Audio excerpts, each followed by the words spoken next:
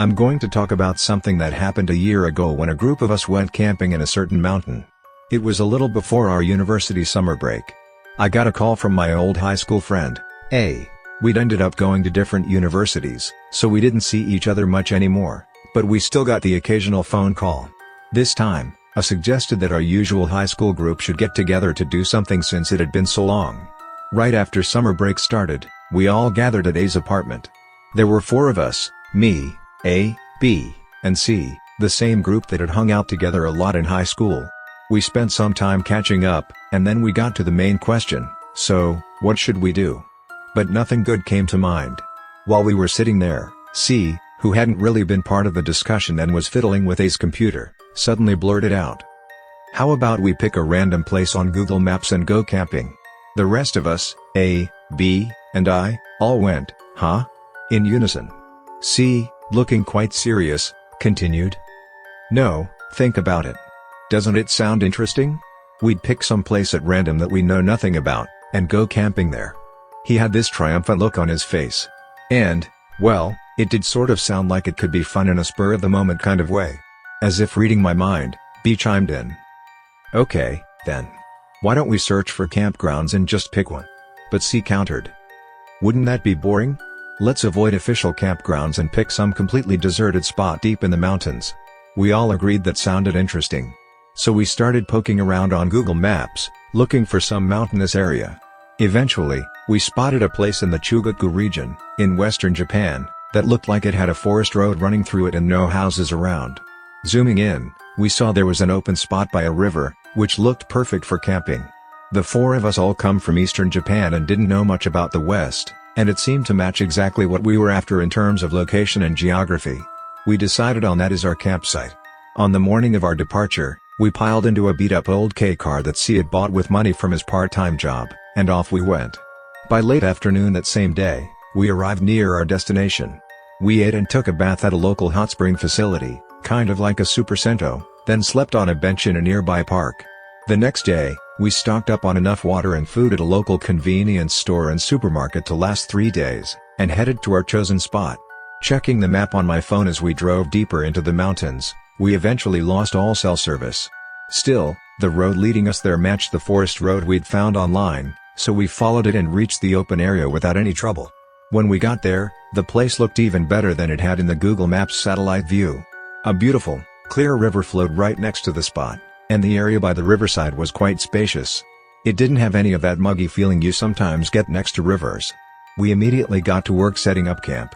We hauled our gear out of the car, pitched the tent, built a fire ring with stones, gathered firewood, dug shallow drainage around the tent in case of rain, you know, the usual stuff.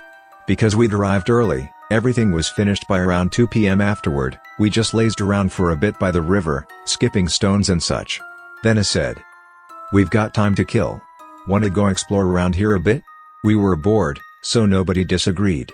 We found a narrow part of the river to cross to the opposite bank and followed a gravel path we'd seen from our campsite. We headed upstream, higher and higher. After walking for a while, we came to a side path that led into the woods, where it suddenly opened up around a small white concrete building. It was 1 story tall, rectangular in shape, and oddly clean for something just sitting all by itself out in the mountains.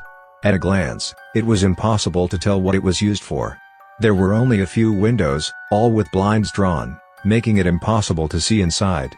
It kind of looked like some kind of management or administrative office, but there were no other buildings around. I asked, "What is this? It's not a house, so what could it be?" But no one had any idea, and no one answered. We decided to look around the place a bit.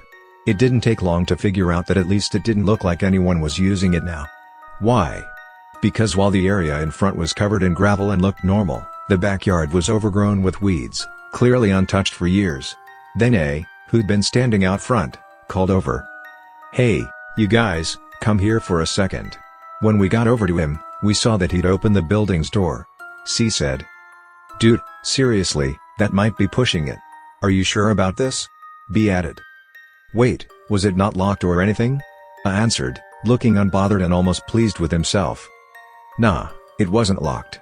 I just turned the knob and it opened right up." Even I felt a little uneasy, but still. "This place is obviously abandoned, right? The door was unlocked in the first place, so just taking a quick look inside can't hurt. Don't you want to see what this is? A agreed with me, and B and C didn't seem entirely opposed, either. A short look should be fine, they said. So when we went inside, there was no furniture or anything resembling household items. It looked like it hadn't been used for a long time, judging by the heavy layer of dust. It was basically a rectangular room, maybe the size of 10 tatami mats. The weird part, though, was that in the center of the room, there was a staircase leading downward. The four of us fell silent. Given the flow of events so far, there was no way we could just leave without going down there.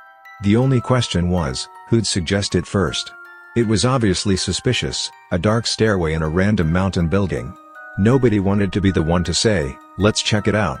After a bit of awkward silence, B finally spoke up. It's pitch black down there, isn't it? We've got no flashlights. Let's get some lights and check it out tomorrow. A sensible idea, and I was secretly grateful that B had proposed it. But then C abruptly said, we can just use our phone screens for light, right? To my surprise, I seemed to agree. B and I knew if we refused now, they'd call us chicken for sure. We were actually pretty scared, but in the end, all four of us started down the stairs. The stairway wasn't very long. At the bottom, it was too dark to see much, but it seemed to be a square room of about 6 tatami mats. Unlike the upstairs, there was a bathtub, a unit bathtub, right in the middle of the room and nothing else. We shone our phone lights inside the tub and saw traces of something having been burned. Whatever was burned had apparently been removed, because all that remained were black and soot marks. There didn't seem to be anything else of note. We felt a bit let down, so that's it? We decided to head back to our campsite. As I climbed the stairs, I had this brief sensation that I can only describe as feeling someone's presence, like when a person draws close and you sense their face near yours. Startled, I turned around. But I was at the back of the line, and there was obviously no one behind me.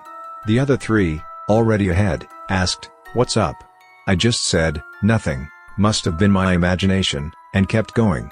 By the time we got back to our site, it was around 5 p.m. We started preparing dinner and ate. That night, the four of us sat around the campfire chatting about random stuff. At some point, I noticed B kept glancing over his shoulder, as if he were really worried about something behind him. So I asked, "B, what's wrong? See something?" He said, No, it's actually nothing." But something in his reaction was off. A and C noticed too. I pressed him. "Come on, if something's bothering you, spit it out. Now I'm worried." C added, jokingly. "Yeah, keeping it from us is creepier." Finally, B admitted. "It's really nothing, but I keep feeling like someone's watching me. Though realistically, there's nobody here but us." It was definitely weird. But it reminded me of that unsettling feeling I'd had earlier, and I started feeling uneasy too. A and C must have felt the same, because we all grabbed our flashlights to look around. We shone our lights in every direction, but saw no figures or animals of any kind. Then suddenly C let out a startled yelp, "Whoa," and turned toward me. He asked me, "Were you just standing right behind me?" Of course, I wasn't. I told him I hadn't come anywhere near him. C then explained that he'd felt exactly what I had at the stairs earlier, like someone's face was right behind him. Clearly something strange was going on. As I tried to process this, A, who'd been staring toward the river, said, "Hey, something's off here. There's definitely something around." He came over to us. I asked, "What do you mean something? Be specific." He said he didn't know, it was just a distinct feeling of being watched. A sense of someone's presence. Nothing was making sense, so I suggested we go into the tent. All four of us took shelter inside. Once in the tent, I calmed down enough to tell them about my experience on the stairs. It turned out A and B had felt the exact same kind of presence. In other words, all four of us had felt as if someone was right behind us. After a long pause, C said, "Isn't this place, I don't know, bad news? The car's nearby anyway. How about we leave the gear for now? It's not like anyone's gonna steal it, and drive down to the foot of the mountain. We can come back for our stuff in the daytime." I agreed, in a tone I'd never expect from him. Usually he was the bold one. "Yeah, maybe that's best. That building might be some seriously creepy place." B was on board as well, so we decided to head to the car. Just then, a wind kicked up, rustling the trees outside. Through that rustling, we heard something else. It was faint, but sounded like a voice riding on the wind. Almost like someone was singing. That's when I really started to freak out. We mustered our courage and stepped outside the tent, hurrying toward the car. At that moment, B apparently saw something in the direction of the car. I say apparently because neither I nor the others saw anything. B suddenly froze in place, started trembling, and pointed ahead. Then he screamed. "Uwaya!" He took off running toward the river, in the opposite direction of the car. We shouted, "Hey, B, stop! Wait up!" as we ran after him. He crossed the river and kept going up the gravel path we'd taken earlier, but in the direction away from that building. We had no clue what was happening, just that we had to catch him. After a while, B paused briefly, then veered off the path at a 90-degree angle, heading down toward the stream. The three of us followed behind, flashlights in hand, pushing through what wasn't really a path at all. At one point, I slipped into a dip in the ground and fell, slamming my back. For a few seconds, I was winded and couldn't breathe. I could hear A and C calling B's name in the distance. It seemed they hadn't noticed I'd fallen and had kept running. I moved my arms and legs, no serious injury, just the pain in my back from the impact. By the time I managed to get up, I couldn't hear A and C anymore. I climbed out of the hole. And right then, I sensed another presence behind me. I was terrified, but I slowly turned around and shone my flashlight into the darkness. Nothing there. I felt a wave of relief and started hobbling toward the same stream B had run toward. When I reached the stream, I began shouting. "Hey! A! B! C! Can you hear me?" No response. Then it hit me again, that presence behind me. And along with it, the same singing I'd heard back at the campsite, only louder this time. I couldn't make out any actual words, but it sounded like some kind of song. A cold sweat broke out all over my body. The singing was getting closer. Forcing myself to turn around, I aimed my flashlight into the darkness. But again, there was nothing to see. The singing grew louder still, as though whoever it was had closed the gap to maybe 20 or 30 meters away. And yet, for some reason, I couldn't move. Frozen in place, I realized it was some kind of folk song. The words were unclear, but it had that distinct rhythm or melody that folk tunes often have. Panic set in. I swung the flashlight around, looking everywhere, and I felt multiple presences all around me. I could feel them, but I couldn't see a thing. It was insane. There was definitely something there, but it was invisible. I couldn't comprehend it. Overwhelmed by terror, alone in the darkness, I lost all sense of calm. Suddenly, I felt hot breath on the back of my neck, as if someone was whispering right behind me. Never in my life had I felt fear like that.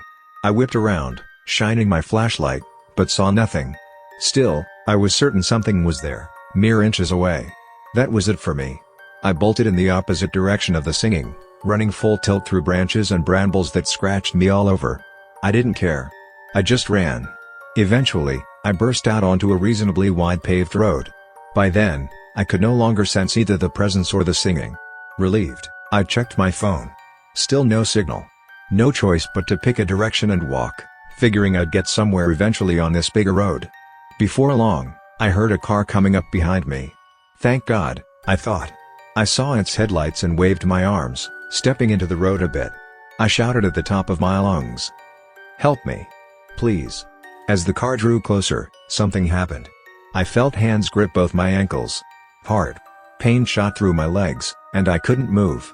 Desperate, I kept shouting for help, knowing this might be my only chance. The car screeched to a halt right in front of me. It was a fancy foreign import, and a tough-looking guy got out, yelling. Under normal circumstances, I'd want nothing to do with someone like that, but this was life or death. I was ready to beg for a ride, no matter who he was. He was still yelling as he opened his door, but then he glanced behind me, his face went pale, and he slammed the door shut in a panic. He drove off without another word. What? I was stunned. My feet were still pinned in place. Whatever was behind me must have been visible to that man, based on his reaction. But I was too terrified to look. Then the singing began again, right behind me. And that awful stench of decay filled my nostrils. I thrashed my legs, trying to free myself, but whoever was gripping me was insanely strong. In my struggle, I lost my balance and fell forward. Even then, I couldn't look back. Fortunately, the fall dislodged whatever was holding my ankles. I crawled away, then got up and took off running as fast as I could. At that moment, I definitely saw something behind me. I also know I experienced a kind of horror I'd never felt before. But strangely, I can't recall what it actually looked like.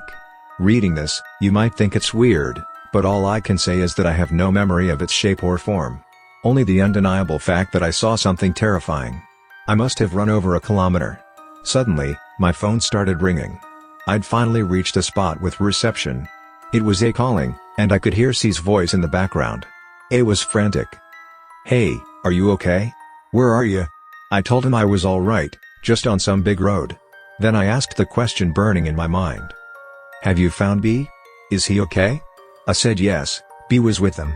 The three of them were at some sort of materials yard with a parking area. Apparently, they'd taken more or less the same route as I had. As we talked, I kept walking, and before long I could see them up ahead. By then, it was starting to get light, the sky was growing pale. When I caught up, B was sitting on a curb, staring off into space. I told them what had happened to me after we got separated. Suddenly B spoke up. "That's it. That's exactly what I saw." He also couldn't remember exactly what it looked like, only that something horrifying was there. When we asked A and C if they'd seen anything like that, they said no, but they too had felt a constant presence behind them while chasing B. Before we knew it, the sun was rising. We checked our phone maps to see where we were. It turned out we'd looped around to another mountain pass quite a distance from our camp, but still within walking distance. We didn't want to go back, but we had to get our gear in the car. So, with heavy hearts, we headed back. It took about 3 hours on foot. When we arrived, everything looked the same as before. Our gear, tent, and car were untouched. But all of us were on edge, worried that thing might return at any moment. I bent down to open the tent, and instantly the stink of rot hit me full force. "Whoa!" I yelped, stumbling backward. A, B, and C hurried over to see what was up. "Guys, the tent reeks. It's that same smell." B's face went pale. "You're kidding me." I swallowed hard and said, "We should check inside, but maybe let's poke around from outside first?" We tried prodding the tent with sticks, tossing some pebbles in. No reaction, no sign of anything alive. Then C cautiously peeked through one of the tent's small windows. "I don't see anything in there." So, steeling myself, I opened the entrance and looked in. There was all our stuff, apparently undisturbed, except for the stench. Looking more carefully, I noticed a blackened patch in the middle of the floor, as if something had been burned there. That was where the smell was strongest. We did our best to avoid breathing in that foul odor while hauling our belongings out. We took the tent down and washed it thoroughly in the river to get rid of the smell, then packed everything up and got out of there as fast as we could. On the way back, we passed a small town at the foot of the mountain. We asked around in a roundabout way, but we didn't learn anything. There didn't seem to be any local legends or rumors about that mountain, or the building, or anything. Since then, nothing out of the ordinary has happened to any of us. We still have no clue what really went down that night. But even now, I'm sometimes afraid of the dark. Not constantly, but once in a while I feel like I might hear that singing or sense some presence lurking out there in the pitch black. That's everything that happened a year ago.